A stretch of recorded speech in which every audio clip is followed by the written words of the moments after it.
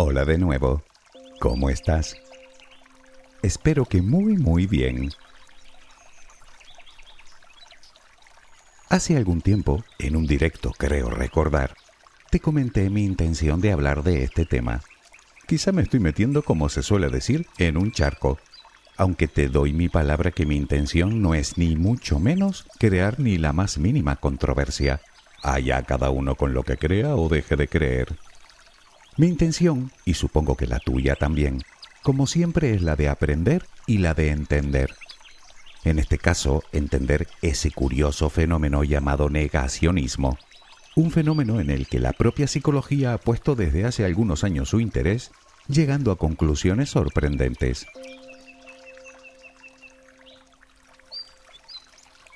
Si eres negacionista en alguna cuestión, no creo que te vaya a gustar este audio. De hecho, creo que ni siquiera te gustará que te llamen así. Pues de veras que lo siento, pero no hay otro término para definir, y cito textualmente el diccionario, una actitud que consiste en la negación de determinadas realidades y hechos históricos o naturales relevantes. Podrías decirme que eso no es negacionismo, sino escepticismo, desconfianza. Y me parece lógico, sobre todo cuando no existen pruebas que lo atestigüen. De hecho, ese pensamiento no dista mucho del modo de pensar de cualquier científico o científica. Es por eso que se pasan la vida investigando para buscar evidencias que demuestren o refuten sus teorías. Si por contra no eres negacionista, pero conoces a alguien que sí lo es, muchas de las cosas de las que hablaremos aquí te sonarán, y mucho. De lo primero que te habrás dado cuenta es de lo difícil que es convencer a esa persona de que está viviendo en un craso error, aunque tus argumentos sean sólidos, aunque tengas un buen montón de pruebas en la mano. La pregunta que yo, y tal vez tú también te hagas, sea ¿por qué? ¿Por qué a veces nos negamos a creer una realidad verificada, contrastada, demostrada y confirmada? Bueno, pues resulta que esta pregunta tiene respuesta.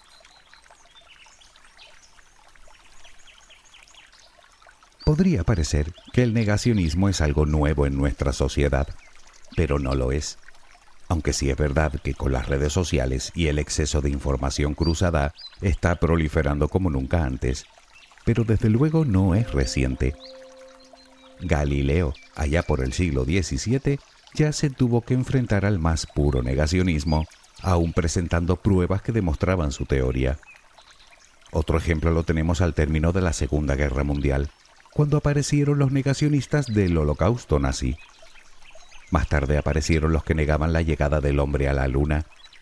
Existen los que niegan el hecho de que la Tierra sea esférica, los llamados terraplanistas, o que niegan las vacunas, o que afirman que el coronavirus directamente no existe. Hay negacionistas del cambio climático, de la medicina y de sus tratamientos, del machismo, de la gravedad, de la teoría de la evolución, incluso del propio clítoris. Sí, en pleno siglo XXI existen personas que afirman que el clítoris no existe. Y los hay aún más disparatados. Permíteme que te hable de 3 más, muy recientes.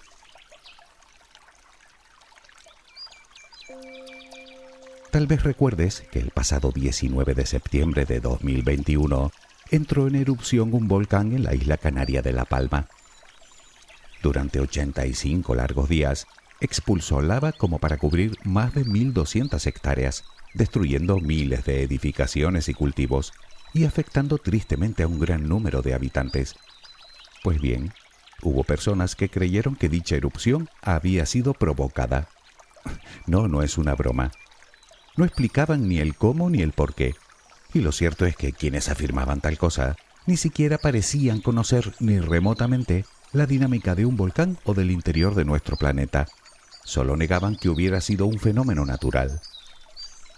Lo mismo ocurrió con la enorme borrasca que padeció Europa, y en especial España, en enero de ese mismo año, y en la que ni los más viejos recordaban nevadas tan abundantes. Pues para algunas personas esa borrasca también fue provocada, aunque otras iban aún más lejos, afirmando que eso blanco, frío y con aspecto de nieve que caía del cielo no era nieve, sino plástico. Un plástico bastante singular, sin duda. Y la última. Recientemente hemos sufrido en España algunos episodios de calima, un fenómeno meteorológico que consiste en partículas de polvo en suspensión que disminuyen la visibilidad y obviamente la calidad del aire. En las Islas Canarias es un fenómeno relativamente habitual, pero no en la península. Se produce debido a los vientos que soplan desde África, que traen consigo polvo del desierto del Sáhara. Pues tampoco, que si metales pesados para matarnos a todos, que si alguien lo puso ahí para ocultar el sol y debilitar la economía.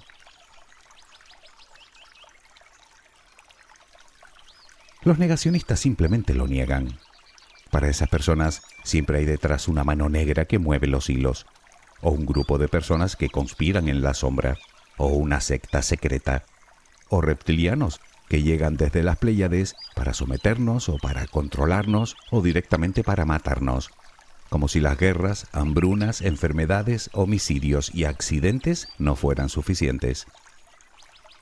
Yo no digo que no hayan habido conspiraciones a lo largo de la historia, claro que sí, pero una cosa es ser escéptico y otra muy distinta inventarse teorías alternativas sin fundamento alguno, en contra de pruebas irrefutables, en contra del consenso científico y, por qué no decirlo, en contra del propio sentido común.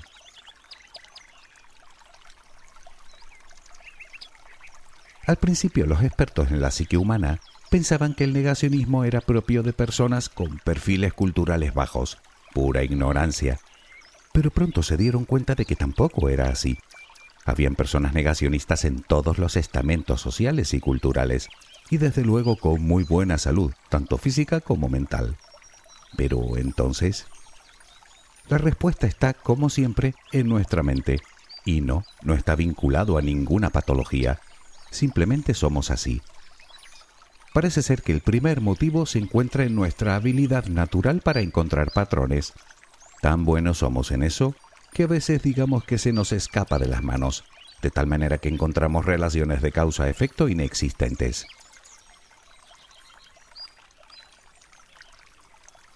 Aunque obviamente ese no es el único motivo, está nuestra tendencia a negar verdades incómodas, verdades que nos producen malestar o un alto grado de incertidumbre. Algo que no sucede, por ejemplo, ante el duelo, que nuestra primera reacción es la negación pura. Simplemente preferimos una realidad más fácil de gestionar. De ahí que nos autoengañemos. Otro motivo, según algunos estudios, es la satisfacción de sentirse diferente y en posesión de la verdad absoluta. A los negacionistas les gusta sentirse como los elegidos, pues solo ellos conocen la verdadera realidad, frente al resto del mundo, incluidos los científicos, que no son tan inteligentes como ellos. Construyen una realidad que no solo le da sentido a su creencia, sino que sienten que se elevan por encima de los demás. Es algo así como un comportamiento mesiánico que les produce cierto regocijo y por el que sienten la necesidad de compartir su mensaje para que el resto, como dicen ellos, despertemos del engaño. Algo que encierra una necesidad de control tanto de la situación como de lo que piensen los demás.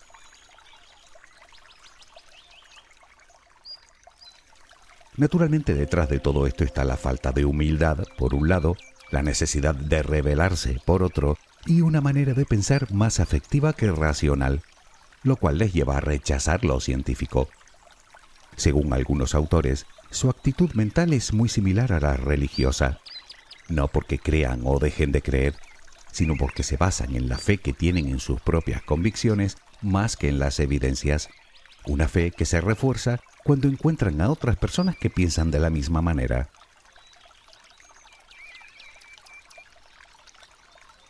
Y es que el entorno también desempeña un importante papel. Se sabe que somos más propensos a creer en teorías conspiranoicas si estamos rodeados de personas que también las creen. De hecho, los negacionistas tienden a rodearse de otras personas que confirmen sus ideas, alejándose a su vez de opiniones que les contradigan. Y en cuanto a las motivaciones, por supuesto tampoco nos podemos olvidar de los simples intereses, sean religiosos, políticos, sociales o económicos. No sería la primera vez. Lo hemos visto con el cambio climático. Si niego el cambio climático y naturalmente logro que el resto crea mis argumentos, podré contaminar lo que me dé la gana. Lo vimos también, y muy claramente, con la industria tabaquera, cuando en los años 70 la comunidad científica vinculaba definitivamente el tabaco con el cáncer. Las tabaqueras invirtieron muchísimo dinero en crear la duda entre la población, haciendo circular testimonios de supuestos expertos que negaban dicha vinculación, achacando la enfermedad a otros muchos factores menos a ese. Otro ejemplo lo tenemos con las personas negacionistas de las vacunas, que se aferran a un estudio publicado en 1998 en el que un médico sugería una relación entre el autismo de un niño de 12 años y la inmunización contra las paperas, la rubeola y el sarampión. Al final se descubrió que el estudio había sido un fraude y al médico en cuestión se le prohibió ejercer la medicina. Sin embargo, no parece que eso importe demasiado. Dicho artículo sigue siendo uno de los pilares en los que se basa ese negacionismo en concreto.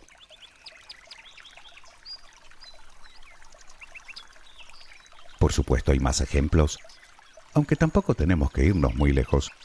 Hoy en día, muchas personas han hecho del negacionismo su modo de vida. Y conste que lo digo sin la más mínima acritud, allá cada uno con lo que hace.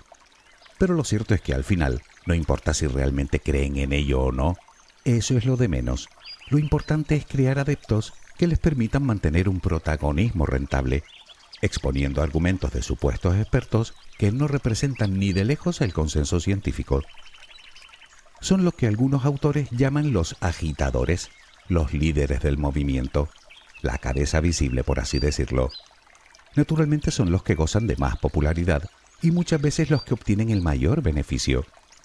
Y es que diversos autores catalogan a los negacionistas en 3 grupos. El primero es el grupo de donde parte todo, los agitadores.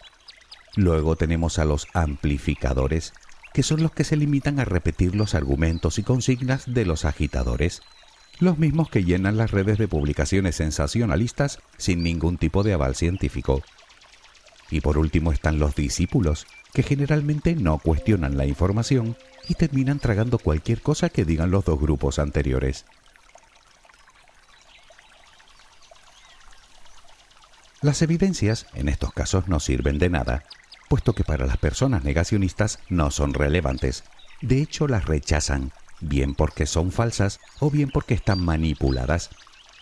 Sus argumentos suelen ser bastante recurrentes, por ejemplo la conspiración, lo que les aporta una cierta, ¿cómo decirlo?, legitimidad moral, como luchadores en pos de la verdad y en contra de poderes ocultos que se empeñan en crearnos una falsa realidad o algo mucho peor. Desde luego, contradecirles no va a servir de nada, pues considerarán que eres parte del sistema, un sistema que siempre miente. Así que ellos tienen razón.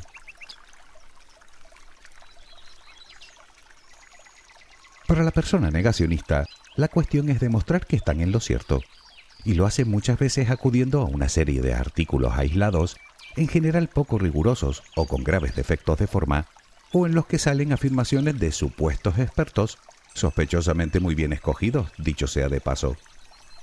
Claro que puedes decir que a veces el experto en el que basan su posicionamiento es precisamente un científico. Sí, es verdad, como el médico de antes. Y siempre y cuando no se trate de una simple frase que en su momento sacaron de contexto, utilizándola a su favor, que también lo he visto. Y es que debemos entender que aquí no hablamos de especulaciones que puedan ser refutadas, como por ejemplo el tamaño o la forma del universo.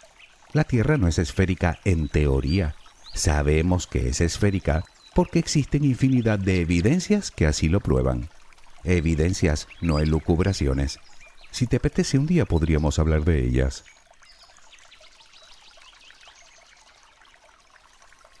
Otra técnica que suelen utilizar los negacionistas convencidos es la de tergiversar de alguna manera las propias reglas del juego. Me explico. Hablando de pruebas, si le muestras una evidencia irrefutable a un terraplanista de que la Tierra es esférica, por ejemplo imágenes tomadas desde la Estación Espacial Internacional, te dirá que esa prueba no le sirve porque es falsa y te pedirá otra, de la que probablemente dirá lo mismo. No te molestes, ningún razonamiento ni lógico ni probatorio le servirá. De hecho, si no puedes aportar la prueba que te piden en ese momento, tal vez porque te es imposible, lo utilizarán a su favor para afianzarse en su postura, lo que llaman falacias lógicas. Una falacia es un razonamiento incorrecto pero con apariencia de correcto. Si no puedes demostrarme que la Tierra es esférica, entonces es plana.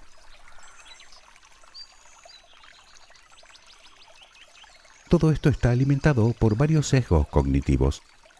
El primero es el llamado sesgo de confirmación. Se trata de la tendencia a buscar, encontrar, interpretar y recordar de forma selectiva solo la información que confirma nuestra creencia, evitando o infravalorando a la vez la información alternativa. Dicho de otra manera, ponemos atención solo en aquello que nos interesa, desechando el resto. En realidad no es más que un error bastante común, por cierto, en nuestra forma de pensar. Vemos solo aquello que queremos ver.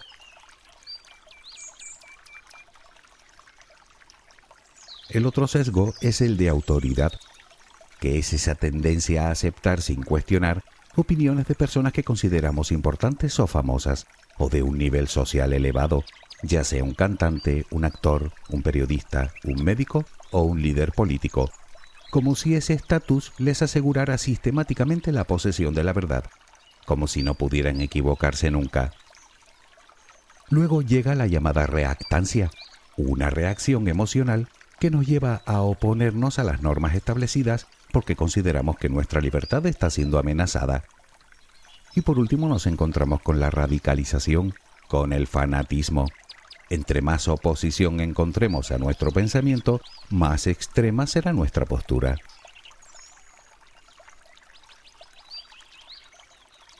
No nos equivoquemos. Cualquiera de nosotros es susceptible de caer en algún tipo de negacionismo. Es una consecuencia de nuestra forma de pensar. De hecho, un estudio realizado hace unos años llegaba a la conclusión de que no solo nos encantan las teorías conspiranoicas, sino que cada ciudadano cree en al menos una.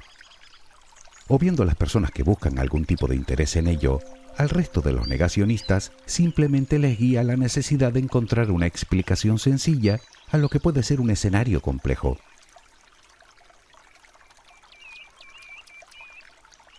Resumiendo, nuestra habilidad para encontrar patrones hasta donde no los hay, el miedo ante una situación incontrolable, la negación ante una verdad difícil de aceptar, el deseo de control, sentirse diferente, deseo de protagonismo y diversos sesgos cognitivos propios de nuestro modo de pensar. Si a todo esto le subamos la cada vez más creciente falta de confianza en las instituciones, un flujo constante de bulos y de fake news que proliferan por la red y el interés particular de algunos medios de comunicación, tenemos el caldo de cultivo perfecto para que surja el negacionismo. Insisto, no tiene nada que ver con ser escéptico. El escepticismo y el pensamiento crítico son, o deberían ser, dos de las principales cualidades de cualquier científico, incluso ante sus propias teorías. Pero eso sí, hasta que se aporta un volumen razonable de evidencias y la ciencia llega al consenso. Y es que la ciencia trabaja sobre el estudio, la investigación y la contrastación, mientras que el negacionismo se mueve en el terreno del rumor, de la sospecha, de la opinión y muchas veces de la ficción. No obstante, si aún tienes la duda entre el escéptico y el negacionismo, que sepas que hay una forma casi infalible de distinguir entre uno y otro, y se trata del grado en el que estén dispuestos a cambiar sus creencias ante nueva información. Sencillamente, el escéptico puede cambiar de opinión. El negacionista no. Todo esto nos lleva a una conclusión. El negacionista se fundamenta y se justifica en la emoción más que en la razón. Insisto, salvo el que busca algún interés personal, que los hay. El negacionista discípulo, por llamarlo así, lo es porque de alguna manera necesita hacerlo. Necesita evitar sufrimiento, o enojo, o desconfianza, o descontento, o incertidumbre, o incluso miedo. Y para ello fundamentan su creencia en argumentos inverosímiles, alejados de la realidad, cuando no completamente absurdos. Al final, todo se remite a un simple, o no tan simple, mecanismo de defensa que llevamos instalados los seres humanos.